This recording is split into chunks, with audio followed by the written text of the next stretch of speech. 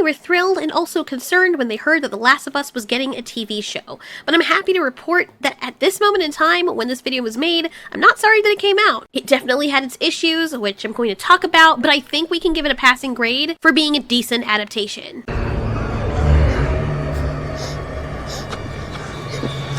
When the first episode of The Last of Us aired, it was amazing up until the second half. It did a pretty good job of sticking with the source material, but the pacing was really rough in the first episode. Sarah, Joel's daughter, sets the tone for the entire series. Through her point of view, we witness the devastation of Outbreak Day, as the world around her crumbles.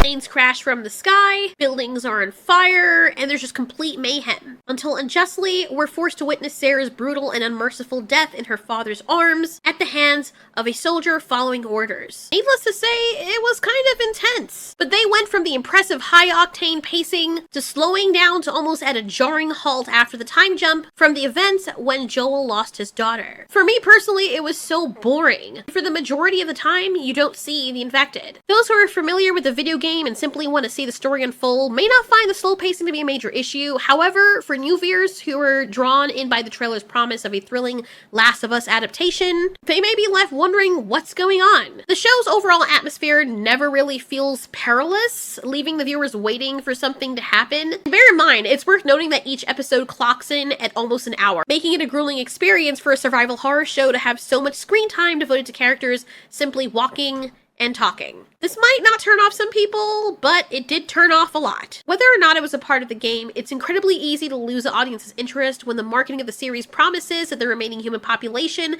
is in a constant fight for survival against horrific fungal monsters that are always on their tail. People who are fans of The Last of Us video game forget that most of the time that there was downtime, it doesn't feel boring and it doesn't feel as though it's dragging on because you were controlling the character. It's a different type of immersion when you actually take control of the main character and have to walk and do missions, and for that layout, it works perfectly. For a TV show with episodes almost an hour long, it doesn't. Finally, when things do pick up towards the end of episode 2, and we're getting some real drama, the show abruptly shifts focus to a romance survival story. Although I personally found this episode to be beautiful and enjoyable, I can understand why some viewers might have felt frustrated, as they might not have felt that an entire episode was necessary to tell this seemingly random love story. For a lot of fans, these romance-focused episodes ruin the pacing of the show and contribute very little to the overall story. This issue reappears later on in the series, and it begs the question, why were these 2 entire episodes dedicated to the budding relationships between Bill and Frank as well as Ellie and Riley, while we barely see anything about Joel and Tess? It's clear that Joel had some sort of connection with Tess, even if he didn't open up to her. If the show had depicted Joel's emotional wall starting to crack and showed us how he felt about Tess, her death would have been more meaningful to the audience. It's understandable why Joel would have a difficult time letting people in given what happened to his daughter. Tess, who recognized this,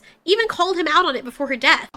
I never ask you for anything, not to feel the way I felt, not to you shut the fuck up because I don't have time. Although she never expected Joel to reciprocate her feelings, it would have been beneficial for the audience to see bits of their relationship, as it would have helped us to relate to the main character more, and maybe they showed less of it in the game. We're talking about the show as it stands alone. By witnessing the depth of Joel's connection with Tess, the audience would have gained a deeper understanding of his character and his motivations. It's either you're going to do the relationship thing all the way, or not do it at all. I don't think it was necessary to dedicate 2 entire filler episodes of a romantic budding relationship to 2 characters that are not even the main characters, and 1 character that really adds nothing to the story. But with a woman who sacrificed her life and who died in a badass and very erotic way, maybe not the right word choice. It would have been interesting to see a little bit more of her relationship with Joel. They feel more like roommates, and even though that's probably the point, it just made no sense to me to sideline the actual main characters in favor of characters that were minimalistic to the story. As much as I love Bill and Frank, imagine as a regular viewer waiting a whole week for a show and its next episode, and then you get a filler episode. Like I said, while the Bill and Frank episode was actually beautiful and refreshing to see, the filler episode 7 with Ellie and Riley was nut crunching. Good grief, was it unbearable to watch. You wanted to know more about Bill and Frank, and both of them acted in their roles expertly. I was completely invested, and I did not feel the hour and 15 minutes. As much as the actress playing Ellie did a great job, especially as the show went on and she got comfortable in her role, it was was definitely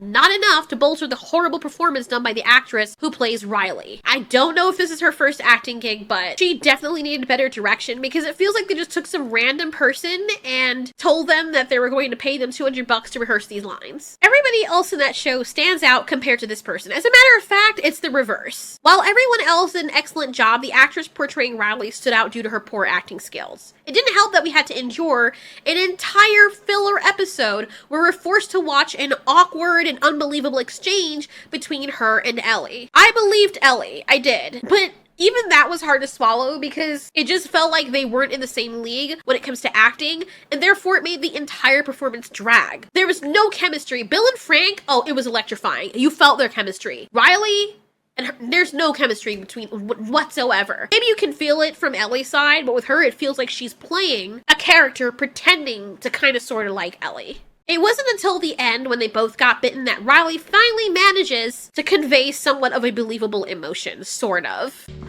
There's more stuff over there you can break. Get some help. Sarah's performance in the opening episode was outstanding. As we followed her journey, we were fully invested in her experiences and emotions. Initially, Pedro Pascal's portrayal of Joel felt a bit uneasy, but he quickly found his stride and became a convincing and likable character as the series progressed. Although it was frustrating to see Joel and Ellie take a back seat to side characters who didn't contribute much to the overall story, in the beginning, it was a reprieve from Ellie, who honestly started out being so unbearable in the beginning of the show. Thankfully, Ellie's character evolved and became less of a nuisance as the series progressed, and she ultimately grew on me. So did Joel, although it did seem that at some points he became kind of useless. The overall chemistry between Ellie and Joel was endearing, especially when he came to save her from the cannibal situation.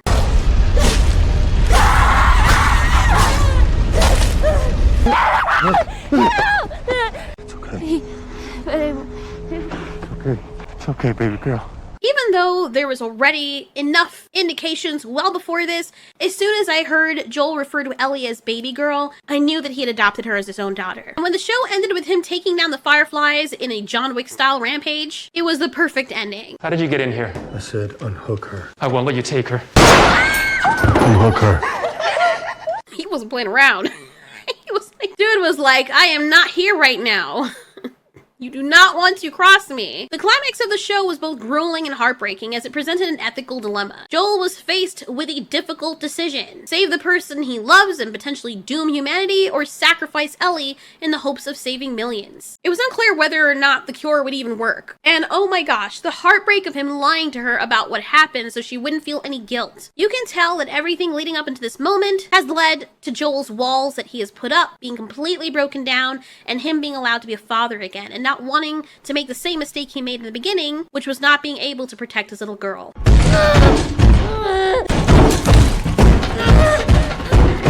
show did a lot of things right, and I think its strong points really showed near the end of the last two episodes and the beginning of the first one. While the side characters were interesting, they definitely were not needed. Holy Jesus. What is that? What the fuck? Henry and Stam actually added a bit to the story because they were directly tied in with Joel and Ellie's progression and journey. And what happened basically showcased what many people probably had to go through. It sobered the audience into realizing that there were stakes, and everything you've been fighting for would be lost in a moment's notice. Henry, give me the gun. Henry, give me the gun. What did I do? Henry, give me the gun. Give me the gun. Give me the gun. However, the other situations with filler episodes or spending too much time with side characters could be grating on the audience. Another gripe I have is with people not understanding the concept of checking in with each other to make sure they're not bitten. So stupid. Every time someone has gotten bitten in the Last of Us show, it's because nobody had the common sense to ask, especially after they just had a close run-in with multiple infected, whether or not they got bitten. Joel has been around a long time. I mean, it's been 20 years since the events of the beginning of the first episode, so why did it never cross his mind, after they had a run-in with the infected, to ask whether or not anybody was infected? I mean, just the fact that Ellie, who was immune, had gotten bitten a second time and nobody knew until she exclaimed was enough of a reason to then ask if Tess was also bitten, which she ended up being. And let's say that their memory only started when the show began for us. How does it happen again with a little boy? And they had more than enough downtime to check. Really? This part drove me nuts.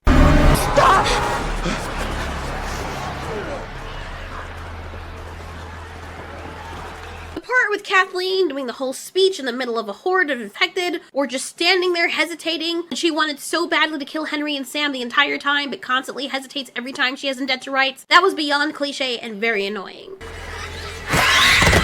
Another incredibly frustrating issue was the lack of focus on the infected in the show. While I understand that less is more can be effective, I expected the infected to play a more significant role in the story, especially given the show's introduction and the emphasis placed on them. Instead, the focus was primarily on human enemies such as raiders and cannibals. Like, that's great, but that's not really what I was interested in seeing the most of. Shows like The Walking Dead only focused on that stuff after we got to know the characters. But at the very beginning, the very present danger was the walkers. While I understand that 20 years has passed since the initial cordyceps outbreak, I still think it would have been intriguing to see the events from the perspectives of other characters or even Joel himself. This would have provided additional insight to the struggles they had to endure, especially within the realms of the post-apocalyptic world. While it's commendable to stay true to the source material, there are times when being too strict with it can make the show seem boring to new audiences. It ended up working out in the end, but there are a lot of people who ended up falling off by this point. All in all, The Last of Us did redeem itself by bringing it back and giving us much needed action and drama that we expected, even though most of it was not at the hand of the infected, but at the hands of desperate people. I know something told me the minute we saw this commune of people that they were going to be evil. There's just, you know, something about this group of people that I just knew. I wonder what it could be. What? While the action was decent, I like how this specific group of people ended up going from understood given the situation to full-blown predator that's willing to take the time to unsheath himself in the middle of a burning building to get at the main character because... I thought you already knew. Fighting is the part I like the most. Don't be afraid. There's no fear in love. You know?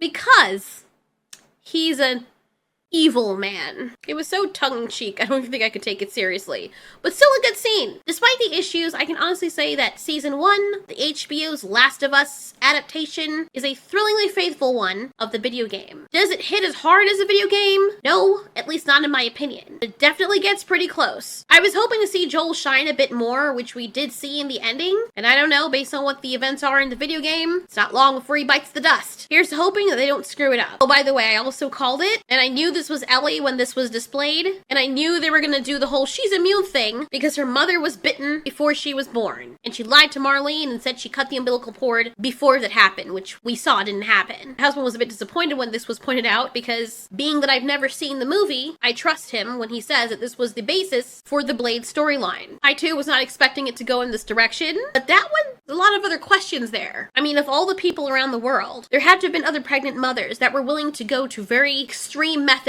to protect their babies after they've turned. Given that people wouldn't be hungry enough to eat the infants upon finding them, that would mean that because of the law of averages, there would be other people like Ellie out there who were born into the world under similar circumstances. Thanks so much for watching. This has been Ultiori. You ask, we answer.